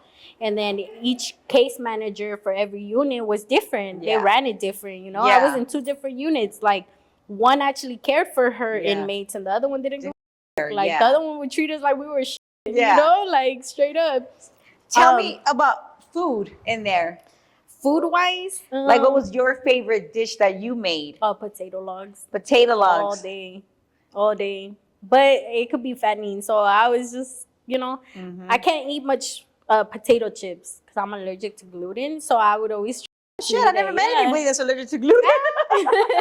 yeah, I'm allergic to gluten. So Oh, I shit, would it's always crazy. be like, oh, I can't have that. And then they give you the same thing I think it's like every month they'll decide to change it, or every 3 months, or every Yeah. quarter, you know. So it's like hot Cheetos again. Like, Yeah. I'm good. I don't want hot Cheetos. Like, it was hot Cheetos or Ruffles, hot Cheetos, Ruffles. Or when I got there, it was the ranch Doritos, and I hadn't had Doritos for MDC don't carry it, so I was just like, oh, Happy. you know, I was like Doritos, but it's kind of down. Like, I don't know how you did it. I'll give them props to you, girl, because I did baby time. I mean, it's, you know, you get used to it. It's the same thing. You just get used to it. It's the same thing. Yeah, it was crazy, What though. can you say stands out the most from your whole experience?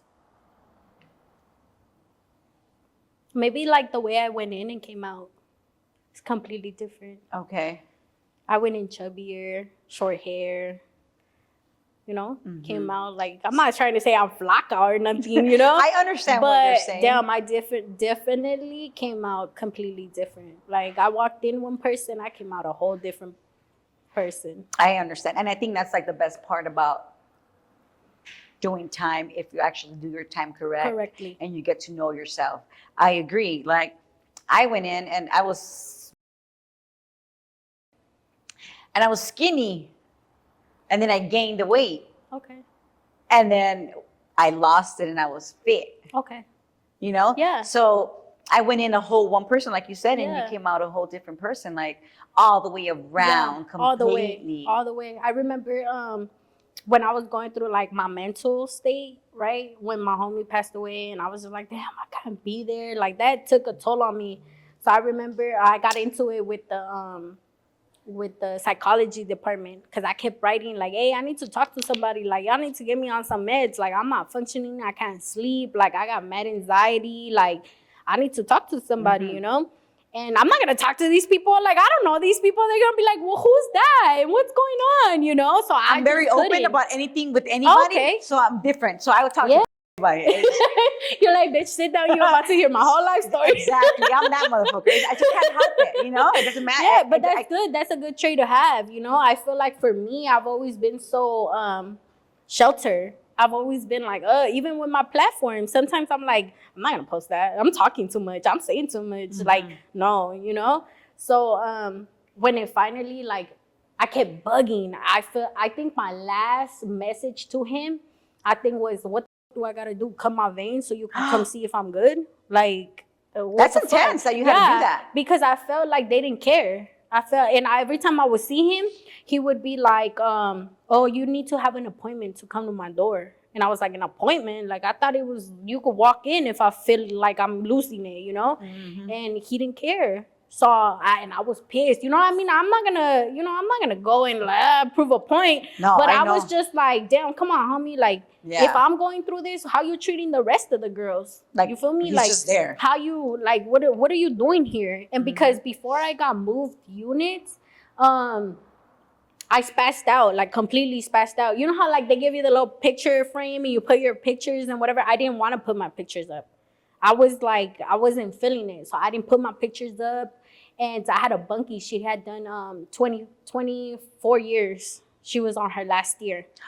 She was cool. She's whacked out, but she's cool. I mean, we're all whacked out. She was from Puerto Rico. So she came from a federal prison in Puerto Rico and she came to the States. Yeah, she did her stuff. I met a few ladies like that in Minnesota. Yeah, so she wouldn't, you know, solitary by herself. She would be with her girl. And I remember I used to work Unicorn, whatever it's called. Stupid. Unicorn. I hate that. I hate it. I always wanted to work Unicorn. Really? Oh my God. I hated it, dude. She's like, I always wanted to work. I always wanted to go work Unicorn because everybody, you know, everybody. Hey, the money was there though. Yeah. The money was there. I'm not gonna lie. You didn't have a way to fend for yourself. The money was there with that. Yeah. But to me, I was just like, when I started working there, I was like, this is a joke. Like, how we in a federal prison, but we're doing how we in a federal prison and we're doing illegal stuff? We can't tell them where we're from. Like, you know, it was come on, man. I know like, it was a joke. It was a joke to me. That whole prison is a joke. So to me, when that happened, I didn't want to go to work. I was like, hell no, I'm not going up. And Unicorn was really strict. Like, you didn't come, shoot. Like, they were really like, but see, now that you look back at it of why it was like that, I don't know if you know, but Dublin's under investigation because they did a lot of cricket stuff in there. So when I got out, some girl that I was cool with, she actually put a lawsuit against them. Oh shit! She was with the guard. Yeah, so I never met anybody that was with the guard. Oh yeah. Did you ever see any? Let's talk about that. While you were there, like obviously it's COVID, so you didn't really get to experience, you know, seeing all the other people, blah, blah, blah, blah, blah. But did you ever have like guards like approach you, or did you ever see, you know, the guards with the girls? Tell us more about that. Maybe I didn't see it like, I seen one guard kiss some girl. She was tall. She had a big old booty, you know, she was tall. He was a negrito. I could tell, you know, like they're cool, but some of them se pasan de mano. And you could tell, like, I could flip this. Like in MDC, the foods there are completely different from where I was at. Okay. They were like normal ass foods. Yes. I don't know if you heard about MDC though, that one guard. Which one? I forgot his name. I'm trying to remember it. Yes. Yes. He actually got indicted too. I believe it. He got indicted because some girl I think she ended up pregnant or something. Yeah. He was very nice with me. He was cool. He was cool, gente. I mean, he was raza. He was raza, you know. A lot of in MDC there was a lot of CEOs that were just raza. Yeah, they were cool, you know. But I guess he got caught while we were in MDC. I remember while we were in Dublin. I remember me and my bunkie seen it. Oh, we had just gotten word back, and we were like, "What?" She's like, "Yeah." She's like, "That's crazy, you know? And I was just like, yep. But at MDC, I didn't see anything like that. You mean Dublin? No, in MDC, I didn't see nothing like that. I didn't see anything either. When I got to Dublin, I mean, you socialize, you know, and you meet people. And so I had met some girl, and she had contact lenses. And I was just like, what the? And so, I mean, you become friends, you know, you chop it up. I didn't ask. She just voluntarily was like, oh, yeah, like, I'm being with this fool. Yeah. Like, and I was just like, what? No, it's crazy because I feel like everyone I became friends with, they all had something with COs. So it was like, I never seen it, you know, but like, they said I'm going to take your word for it, fool. Like, we breaking bread, you talking, like, you telling me about your family. Like, why you going to lie about something like that, you know? Yeah. So I was just like, all right, like, say no more, you know? But I feel like for me, I don't know, like, he didn't make a move, but I mean, I think if I would have let the move happen, it would have happened. Okay. Like, definitely. Yeah, like, chopping it up, you know, we work in the kitchen. Like, if I definitely wanted it, I would have made it happen. Yeah. And I think that was my advantage sometimes. Because I'll be like, oh, I'm going to take food back. So to me, it wasn't more of a, oh, I'm going to get a kiss. Like, no, it was what you're going to get out of it. Like, no, for sure. Like, I need to take some tomatoes back. Or I'm going to fry some tortillas. Or I'm gonna take some cheese. Like, I know what it was mean. More like that. To me, it wasn't like, oh, this food. Maybe because I didn't have that much time, you know? So it's different. So it was different. Like, I'm talking about my homegirl that had the lenses. She was doing, 20 years? She had 10 down. Yeah, she was like, she had a Rolex. Like, yeah. I mean, they sold Rolex in the commissary, but I'm talking about Rolex. Yes, they had Rolex at Dublin. No. Yes, I don't freaking believe that shit. Not no real Rolex.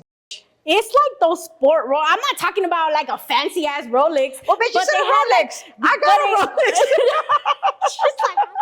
No, but it was like, come on, like. No, I know what you're saying because I was just like, damn, no, they like had a Rolex here. Like they had the sports ones. Yeah, they had like a sport. It was white. Yeah, they had different ones. Yeah, they had. But I was just like, Rolex here, like for $50. No more. Like what the hell? I was like, damn. But hers looked similar to the one on Compound, but you could tell that motherfucker. More, yeah, you know? I see what you're saying. And that bitch, like, I don't know, she had a lot of shit, a lot of stuff. And this fool was dumb though. This CEO was dumb because, dude, he would do video visits with her, but he would put like a teddy bear. He would put a teddy bear there, and he would put like black, so all you could hear was his voice. Oh, like come on, like you swear, like you don't use voice. But it's crazy to me because a lot of the CEOs that were dicks are actually the CEOs that ended up getting indicted. Oh. So one of the because it had to be dicks to cover up. Yeah, the warden got escorted out while I was in there. Wow. Yeah, like straight just chilling. They're like, oh, the warden's getting escorted out. So you know, like I mean, I've seen crazy. Like, that is crazy. Me who experienced some shit like that. No, that like, is extreme. It doesn't necessarily have to see when people, for example, like unindicted. When people think like indicted. What happened? What was the worst thing you saw? Yeah. They automatically think a stabbing, a murder. Like, no. I don't. It doesn't necessarily mean that. It just means a crazy experience. Like what you saw the warden get walked out. Like that's crazy, you know. And it's crazy because I went to school, right? I went to school when I was younger for hair. So I used to cut some white girl's hair. Her name was Melissa. I used to cut her hair. She would always want every week though. Oh. Every week, and I was like, damn. Every week, and she's like, yeah, and I didn't charge cheap, but it was like $15 worth of store, like that got you a good little amount, you know. Yeah. So I was like $15, and I get first dibs, and they're like, all right, cool. So but every week, I'm like, your hair hasn't even grown. Like, did you only cut her hair, or was that like your hustle? That was like one of my hustles. Okay, in there. Yeah, I would cut hair, and I remember she was like, oh, she slipped up. And she's like, it's because he likes it cut every week. And I was like, huh? Because I had my ear. I was like, what'd you say? And she's like, oh, nothing. And I was just like, what the hell, right? So turns out she wasn't camp eligible at all. And since she was sleeping with the warden, this was camp eligible. Oh, my God. So she would always get her hair cut every week. Sick ass food. It's that was like funny one of his pervert little Yeah, things. dude. There was also some other girl that when he did his rounds, he would like her to be freshly out the shower. So when he would do his rounds, she would be, patting herself down because, in MDC, they tell you can't cover it. Yeah, yeah, I yeah. don't know. You going to have to write me up or something. I'm covering it up, you know? Yeah. But some women don't care, Yeah. some, whatever, les vale. Yeah, she's straight up Wow. all the time. Sickness. And this fool's dumb, though. The warden's dumb because I guess on his warden's cell phone, he had pictures naked Of the girls. Dang. Like, on some crazy shit. Yeah, that is crazy. He even paid the papers for some girl that he was like super in love with. She got out, she went to Mexico, and he paid for her papers. My God, he's down, huh? Yeah. All right, so you did your time. You get out. Yes. I get out, try to be a businesswoman. What do you mean by try to be a businesswoman? I did, I went to school for body sculpting. Oh, nice. Yeah, I went to school for that. I opened my little shop. Nice. I had it open for like about a year. No, maybe less than a year because I've been out a year and like 5 months. So, she's fresh still. Yeah, I try to open a business. It's hard. It is. It's hard. And I feel like my PO wasn't meeting me halfway. And he was just like, no. Like, no, I don't know how you're getting your money. Mind you, my mom's a hustler. Like, this lady will make sure she goes home with like $1,000. Like, she's not coming home if she don't got $1,000, So legal, the legal way. Let's get that clear. Sense. Yeah, make it clear. Yeah, she was a lot of the help for me when I got out. Good. Good. That's good. But I'm just, I don't know. Like, you gotta promote yourself. First of all, you have to promote yourself. I suck at that. Well, now you have your TikTok. Oh yeah.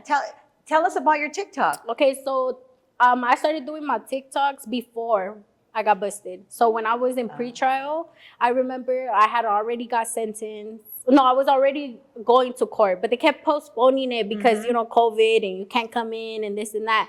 So I remember I was just chilling in my bed and my man's homie had done some dope ass canvas for me. So I had it in my room. I'm on my laptop. I'm watching Law and Order. And I was trying to do merch that said free B.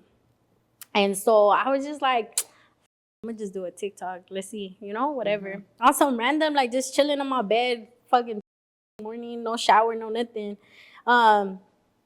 Chilling, and I don't know. I just said, I'm about to go to jail for 18 months. Like, let me know if you're down to, buy some merch or something like that. And bam, that took off overnight. Good. I went from I think I had 10 followers, and I think it went to 5,000. And I was like, what? From one night? Yeah, and the video had almost 3,000 something K views. And I was just like, all right, cool. And so then people were like, why are you going to jail? Why are you going to jail? What's going on? Well, what happened? Are you in jail already? Comments started flowing. And I was just like, damn. And I was like, I'm destined for this. Not just kidding. No, I was just like, I mean, why not, So I started talking about it. And then, drama came rolling around because I wasn't with that fool no more. So that fool was like, why are you talking about me? I was like, fool, ain't nobody talking about you. You're a punk and that's it. Yeah. It is what it is, you did some shady shit. You should have handled your own dealings and not got me involved in nothing, you know? And it didn't play out like that. So, and I did. I think I did. I was like, he's a coward. He talked shit about him. I did. I was just like, what, fool? It is what it is. And what? But, yeah, so, TikTok loves drama. TikTok's all about drama. And I think I talked about it that one time. And I told them, look, that's it. I'm not going to mention him. You want to know about my case? Cool, I'll talk about my case for the most of what I want to talk about, you know? But I'm done talking about that fool. There's no reason for me to talk about that fool. I'm just going to keep on going with me and what's to come, Yeah. And I think when I turned myself in, I had 18K. And I stayed solid at 18K. Until you came home. Until I came home. and I came home and I doubled it. Nice. So you should use your platform for all the other businesses that you do. I tried. I tried, and I just couldn't do it. I honestly, like, I don't think I know I'm meant to be like my own boss, yes, of course, but not in those type of things. Stuff. You know, like, I mean, it was a great experience. Thank you to my mama for paying for the classes, my sister. Like, my support system was good, but it was more of oh, maybe you should try that. Like, do you like it? Yeah. What do and it's you not want for you. to It wasn't do? for you.